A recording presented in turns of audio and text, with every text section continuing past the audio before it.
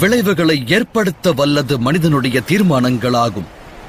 ஒரே முக்கிய தீர்மானமானது மனிதனுடைய எதிர்காலத்தை மாற்ற வல்லது, அகிலத்தின் வருங்காலத்தின் போக்கை மாற்ற வல்லது. ஆனால் தீர்மானம் என்பது மனிதனுடைய எண்ணங்களை கொண்டு முடிவாகின்றது. ஒருவன் தன்னுடைய எண்ணங்களில் மாற்றங்களை ஏற்படுத்துவது மிகவும் கடினமாகும்.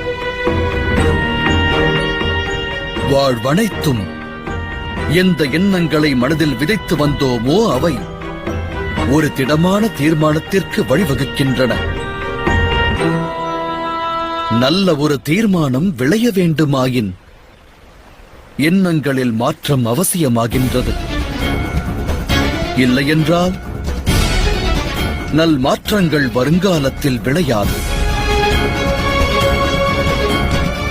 யுவராஜன் துரியோதனனும் தன் எதிர்காலத்தை மாற்றியிருக்கலாம். கிடைத்த ஒரு நல் வாய்ப்பினை துரியோதனன் தவறவிட்டான்.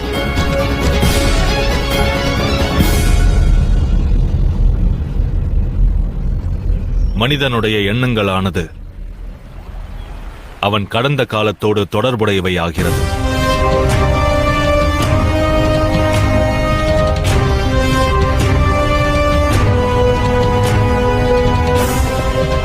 பிறந்ததிலிருந்து ஒருவனுக்கு அநியாயம் இழைக்கப்பட்டதால் உலகமே தனக்கு எதிரி என்று அவன் எண்ணம் கொண்டிருந்தான். என் மித்திரன் அரியணை மீது அதிகாரம் கொண்டவன். எவ்வாறு கர்ணா? யுவராஜரின் தந்தை அரசராவார்.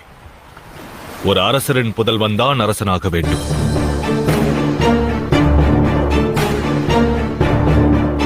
அப்படியென்றால் அதிகாரம் பிறப்பிலிருந்து கிடைக்கிறதா, திறமை கொண்டு இல்லையா? தாம் ஒவ்வொரு கேள்வியிலும் என்னை முன்னிறுத்துவதற்கு முயற்சிக்கின்றீர்.